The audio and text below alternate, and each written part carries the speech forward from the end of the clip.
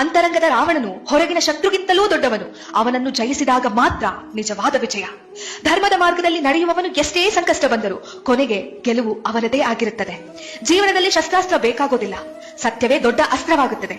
ಅದು ಯಾವ ಯುದ್ಧವನ್ನಾದರೂ ಗೆಲ್ಲಿಸುತ್ತದೆ. ಭಯವಿಲ್ಲದ ಮನಸ್ಸೇ ದೇವಿ ಚಂಡಿ. ಧೈರ್ಯವಿಲ್ಲದವನಿಗೆ ಜಯದ ಹಕ್ಕಿಲ್ಲ.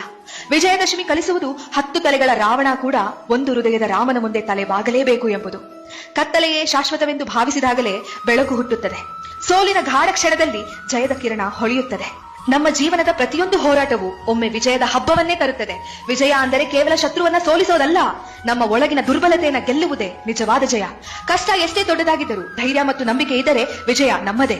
ರಾವಣನ 10 ತಲೆಗಳಂತೆ ನಮ್ಮಲ್ಲೂ ದುರಹಂಕಾರ, ಕ್ರೋಧ, ಲೋಭ, ದ್ವೇಷ, ಮದ, ಮತ್ಸರ ಇವುಗಳನ್ನ ಗೆದ್ದಾಗ ಮಾತ್ರ ನಿಜವಾದ ವಿಜಯ. ಅಜ್ಞಾನ, ಅಸತ್ಯ, ಅಂಧಕಾರ ಯಾವಾಗಲೂ ಸತ್ಯ, ಜ್ಞಾನ, ಬೆಳಕಿನ ಮುಂದೆ ಸೋಲಲೇಬೇಕು. ಸಮಯ ಬಂದಾಗ ಪ್ರತಿಯೊಂದು ಕೆಟ್ಟತನವೂ ಪತನವಾಗಲೇಬೇಕು. ಎಷ್ಟು ದೊಡ್ಡದಾದರೂ ಸತ್ಯವನ್ನು ಮೀರಲು ಅದಕ್ಕೆ ಸಾಧ್ಯವಿಲ್ಲ. ದೇವಿ ಚಂಡಿಯ ವಿಜಯ ನಮಗೆ ಕಲಿಸುವುದು ಸ್ತ್ರೀ ಶಕ್ತಿಯ ದಮನ ಸಾಧ್ಯವಿಲ್ಲ. ನ್ಯಾಯಕ್ಕಾಗಿ ಗೆದ್ದಾಗ ಅವಳು ಅಜೇಯಳು. ರಾಮನು ಧೈರ್ಯದಿಂದಷ್ಟೇ ಅಲ್ಲ, ಸತ್ಯ ಮತ್ತು ಧರ್ಮದೊಂದಿಗೆ ಹೋರಾಡಿದ್ರಿಂದಲೇ ಗೆದ್ದನು.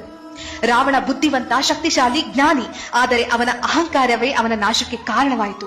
ಜ್ಞಾನವಿದ್ದರೂ ಅಹಂಕಾರ ಇದ್ದರೆ ಅದು ನಾಶವನ್ನೇ ತರುತ್ತದೆ. ಮಡಿಲಲ್ಲಿ ಮರಣ ಕೊಡು ನಾ ಜಟಾಯುವು ರಾಮ, ಮುಡಿಯಲ್ಲಿ ಅಡಿಯ ನಿಡು ನಾ ಅಹಲ್ಯೆಯು ರಾಮ. ಅಂತರಂಗದ ರಾವಣನು ಹೊರಗಿನ ಶತ್ರುಗಿಂತಲೂ ದೊಡ್ಡವನು. ಅವನನ್ನು ಜಯಿಸಿದಾಗ ಮಾತ್ರ ನಿಜವಾದ ವಿಜಯ. ಧರ್ಮದ ಮಾರ್ಗದಲ್ಲಿ ನಡೆಯುವವನು ಎಷ್ಟೇ ಸಂಕಷ್ಟ ಬಂದರೂ ಕೊನೆಗೆ ಗೆಲುವು ಅವನದೇ ಆಗಿರುತ್ತದೆ. ಜೀವನದಲ್ಲಿ ಶಸ್ತ್ರಾಸ್ತ್ರ ಬೇಕಾಗೋದಿಲ್ಲ, ಸತ್ಯವೇ ದೊಡ್ಡ ಅಸ್ತ್ರವಾಗುತ್ತದೆ. ಅದು ಯಾವ ಯುದ್ಧವನ್ನಾದರೂ ಗೆಲ್ಲಿಸುತ್ತದೆ. ಭಯವಿಲ್ಲದ ಮನಸ್ಸೇ ದೇವಿ ಚಂಡಿ. ಧೈರ್ಯವಿಲ್ಲದವನಿಗೆ ಜಯದ ಹಕ್ಕಿಲ್ಲ. ವಿಜಯದಶಮಿ ಕಲಿಸುವುದು 10 ತಲೆಗಳ ರಾವಣ ಕೂಡ ಒಂದು ಹೃದಯದ ರಾಮನ ಮುಂದೆ ತಲೆಬಾಗಲೇಬೇಕು ಎಂಬುದು. ಕತ್ತಲೆಯೇ ಶಾಶ್ವತವೆಂದು ಭಾವಿಸಿದಾಗಲೇ ಬೆಳಕು ಹುಟ್ಟುತ್ತದೆ. ಸೋಲಿನ ಗಾಢ ಕ್ಷಣದಲ್ಲಿ ಜಯದ ಕಿರಣ ಹೊಳೆಯುತ್ತದೆ. ನಮ್ಮ ಜೀವನದ ಪ್ರತಿಯೊಂದು ಹೋರಾಟವು ಒಮ್ಮೆ ವಿಜಯದ ಹಬ್ಬವನ್ನೇ ತರುತ್ತದೆ.